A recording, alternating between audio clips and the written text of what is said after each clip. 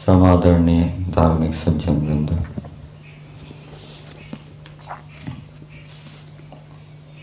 यजुर्वेद का 16वां अध्याय पृष्ठ संख्या 398 है। मंत्र संख्या 22। 16वें अध्याय को रुद्र अध्याय भी कहा जाता है और इस अध्याय के अंदर जितने भी मंत्र हैं उनका देवता रुद्र मिलेगा हमें। रुद्र जीवात्मा को भी कहते हैं और परमेश्वर का नाम भी रुद्र है और शरीर के अंदर जो 10 प्राण हैं उनको भी रुद्र कहते हैं। यहाँ रुद्र से हम जीवात्मा अर्थ लेंगे, अर्थात मनुष्य समाज के अंदर जो अनेक प्रकार के मनुष्य होते हैं उनके साथ कैसा व्यवहार करना चाहिए वो इस मंत्र के अंदर बताया गया है। मंत्र है नमा उष्णिशीने गिरि चराय कुलुंचा नाम पतये नमो नमा ईशुमद्भ्यो धनवायिभ्यश्च वो नमो नमा आतन्वानेभ्यः प्रतिदधानेभ्यश्च वो नमो नमा आयच्छद्भ्यो अस्यद्भ्यश्च वो नमः। तो कुछ मनुष्य यहाँ पर बताए हैं और उनके लिए कहा है कि उनको नमस्कार करो। नमस्कार करने का मतलब सत्कार करना भी होता है और नमस्कार करने का अर्थ तिरस्कार भी होता है। जो दुष्ट हैं उनको नमः का मतलब होता है दुष्टों को तिरस्कृत करो, उनको दंडित करो, और जो श्रेष्ठ पुरुष हैं उनको नमस्कार करने का मतलब होता है उनका सत्कार करो। तो सबसे पहले आया उष्णिशीने नमा। तो इस मंत्र में राजा और प्रजा पुरुषों को संदेश दिया गया है, आदेश दिया गया है कि प्रजाओं के अंदर जो भी पुरुष हैं, मनुष्य हैं, और राजवर्ग में जितने भी मनुष्य हैं वो इन जो मनुष्य इस मंत्र के अंदर बताए गए हैं उन मनुष्यों के साथ वो राजा और प्रजा के पुरुष कैसा व्यवहार करें। मतलब कि सभी मनुष्य आ जाएंगे, सभी मनुष्य इस मंत्र के अंदर उल्लिखित मनुष्यों के साथ कैसा व्यवहार करें वो बताया गया है। सबसे पहले आया है उष्णिशीने। उष्णीश पगड़ी को कहते हैं और उसका दूसरा शब्द होता है पगड़ी के लिए शिरोवेष्टनम, जिससे सिर को लपेटा जाता है, ढका जाता है। तो प्रशंसित, अब ये उष्णिशीने है, ये मतु प्रत्यय है। मतु प्रत्यय प्रशंसित अर्थ में आता है। जैसे धन तो सबके पास होता है लेकिन धनी सबको नहीं कहा जाता। जिसके पास प्रशंसित धन होता है, अत्यधिक धन होता है, उसको धनी कहा जाता है। इसी प्रकार से यहाँ पर भी ये जो पगड़ी है प्रशंसित पगड़ी है। पगड़ी तो अनेक व्यक्ति धारण करते हैं लेकिन जो प्रशंसित पगड़ी को धारण करता है उसकी यहाँ पर बात आई है। जैसे राजा लोग होते हैं वो पगड़ी को धारण करते हैं, अथवा गांव के मुखिया होते हैं, प्रांत के मुखिया होते हैं, वो पगड़ी को धारण करते हैं। उनकी जो पगड़ी होती है प्रशंसित होती है और वो सामान्य व्यक्ति भी इस पगड़ी को धारण करते हैं। जो गोपालक हैं, गौओं को चराने वाले हैं, ग्रामीण लोग हैं, वो भी सामान्य व्यक्ति की धारण करते हैं, लेकिन उनकी जो पगड़ी होती है वो प्रशंसित नहीं होते। तो उस ऋषि ने प्रशंसित पगड़ी को धारण करने वाले जो ग्रामपति है, ग्रामपति को, गांव के मुखिया को, सरपंच को संस्कृत में कहते हैं ग्रामणी। तो जो सरपंच है, गांव का मुखिया है, तो मनुष्यों के लिए आदेश है कि हे मनुष्यों, तुम उसका सत्कार करो, अन्न आदि से उसका सत्कार करो। वो योग्य व्यक्ति है, उसके अंदर अनेक अच्छे अच्छे गुण हैं, तभी तो वो मुखिया बना है, सरपंच बना है। तो इस कारण से उसका सत्कार करना चाहिए।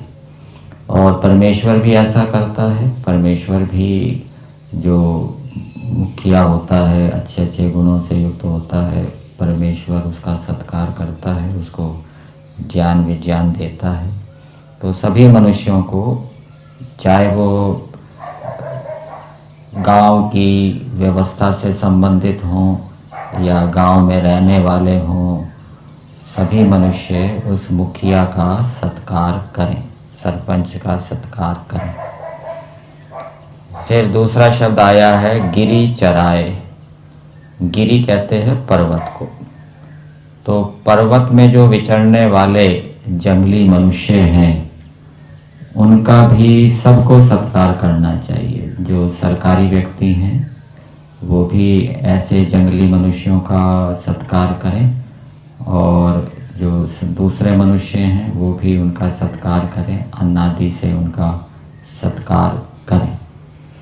वो भी किसी न किसी रूप में वो जंगलों की रक्षा करते हैं। फिर आगे दिया है कुलुंचा नाम पतये। कुलुंच बुरे स्वभाव से दूसरे के पदार्थों को खोसने वाले को कुलुंच कहते हैं, जिसका वो दूसरे के पदार्थों को जो छीन लेता है अन्यायपूर्वक, बुरा स्वभाव होने के कारण। तो उसका, उसके पति का मतलब उसको जो गिरा देता है, उसको मार के गिरा देता है। पत धातु है यहाँ, पति अर्थ स्वामी अर्थ में नहीं है, पत धातु गिरने अर्थ में है, जो उसको गिराने वाला है, जो उसको दंड देकर गिरा देता है। तो ऐसे व्यक्ति का सत्कार करना चाहिए। मतलब कि जो दुष्ट व्यक्ति को दंड देता है, तो दुष्ट को दंड देने वाले का सत्कार करना चाहिए। ये वेद का आदेश है। ये सभी उसका सत्कार करें। सरकार तो सत्कार करे ही, सरकार का तो ये काम होता है, राजा का ये काम होता है दुष्टों को दंड देना। तो जो दुष्टों को दंड दे रहा है, तो राजा वर्ग में जितने भी मनुष्य हैं वो उसका सत्कार करें, और प्रजाओं में भी जो दुष्टों को दंड देने वाले हैं, पुलिस आदि हैं, वो उनका सत्कार करें। मनुष्य भी, सामान्य मनुष्य, समाज के मनुष्य भी, जो पुलिस वर्ग है जो दुष्टों को दंड देता है, वो उनका सत्कार करें, उनको सम्मानित करें, उनको भेंट आदि दे, उनके प्रति आदर भाव रखें। फिर आगे दिया है ईशु मदभ्य, बहुत बाणों वाले को। ईशु कहते हैं बाण को। संध्या के मंत्र में भी आता है, मनसा परिक्रमा मंत्र में, प्राची दिगग्निरधिपति रसितु रक्षिता आदित्या ईशवः। ये जो आदित्य है, सूर्य की किरणें या प्राण, ये परमेश्वर की सृष्टि में ईशु अर्थात बाण के समान है। बाण ताड़ना भी करता है, रक्षा भी करता है। तो ईशु मदभ्य, बहुत बाणों को धारण करने वाले, या मतु प्रत्यय बहुत अर्थ में आया है। बहुत बाणों को जो धारण करता है, तो उसका भी क्या है, सत्कार करना चाहिए। अन्न आदि से उसका सत्कार करना चाहिए। फिर आगे दिया है धन वायभ्य, धनुषों को प्राप्त होने वाले।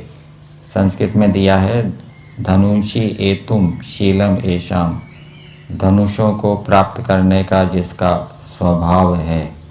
तो ऐसे जो व्यक्ति हैं, मतलब कि जो धनुषों को प्राप्त करने का स्वभाव है, उसकी उसमें रुचि है धनुषों को चलाने में, तो वो उसमें योग्य भी होगा धनुषों को चलाने में। और बहुत बाण वाला है तो वो बाण वाला भी बाणों को चलाने में योग्य होगा। तो ऐसे योग्य व्यक्ति का सत्कार करना चाहिए। उसके अंदर वो विद्या है धनुषों को चलाने की, बाण बनाने की या बाणों को चलाने की। फिर आगे दिया है आतनवाने भय। ये तनु धातु है, तनु धातु से आतनवाने भय बना है। तनु धातु फैलाने अर्थ में होती है, तनु विस्तारे। तो अच्छे प्रकार सुख के फैलाने हारों का सत्कार। तो जो समाज के अंदर, देश के अंदर, विश्व के अंदर अच्छी प्रकार से सुखों का विस्तार करते हैं, शारीरिक सुखों का, मानसिक सुखों का, लोगों को शारीरिक रूप से सुखी करते हैं, मानसिक रूप से सुखी करते हैं, ऐसे जो मनुष्य हैं उनका प्रजाएं भी सत्कार करें और राजा भी उनका क्या है, सत्कार करे। फिर आगे दिया है प्रतिदधाने भय। शत्रुओं के प्रति शस्त्र को धारण करने वाले, धा धातु है धारण करने अर्थ में, जो शत्रुओं के प्रति शस्त्र को धारण करता है, शत्रुओं को परास्त करने के लिए जो हथियार हाथ में लेता है, तो वो अच्छा व्यक्ति है। वो शत्रुओं से समाज की, देश की रक्षा कर रहा है। तो ऐसे व्यक्ति का भी जो शस्त्र को धारण कर रहा है शत्रुओं के मारने के लिए, उसका सत्कार करें। फिर आगे दिया है आयच्छद भय। दुष्टों को बुरे कामों से रोकने वाले को अन्न देते हैं। तो जो दुष्टों को बुरे कार्यों को, दुष्टों को बुरे कर्म करने से जो रोकता है, तो उसका भी सत्कार करना चाहिए। दुष्टों को बुरे कर्म से रोकने वाला माता पिता भी हो सकते हैं, गुरु आचार्य भी हो सकते हैं, राजा भी हो सकता है। और राजा भी बहुत इसका व्यापक अर्थ है। भिन्न भिन्न संस्थाओं के जो मालिक हैं, स्वामी हैं, संचालक हैं, उन संस्थाओं के अंदर जो दुष्ट कर्म करने वाले होते हैं, उनको जो रोकते हैं, तो वो सभी क्या है, सत्कार करने के योग्य हैं। तो उनका अन्न आदि से सत्कार करें। फिर आगे दिया है अस्यद भय। अस धातु है फेंकने अर्थ में। दुष्टों पर शस्त्र आदि को छोड़ने वाले। तो राजा और प्रजा के पुरुष कह रहे हैं कि हम राजा और प्रजा के पुरुष दुष्टों पर शस्त्र आदि को छोड़ने वाले तुम्हारे लिए सत्कार करते हैं।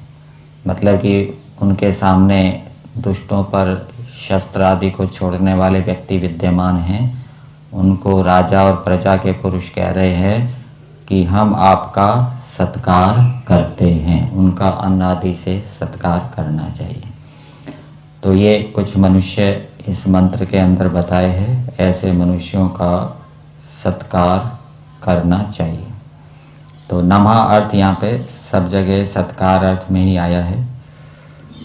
इस मंत्र के भावार्थ में दिया है, राजा और प्रजा के पुरुषों को चाहिए कि प्रधान पुरुष आदि का, जो प्रधान पुरुष है, मुखिया है, गांव का मुखिया, संस्था का मुखिया आदि आदि, उसका वस्त्र और अन्न आदि के दान से, उनको वस्त्र और अन्न आदि के दान से उनको सत्कार करें, मतलब कि उनको भेंट दें।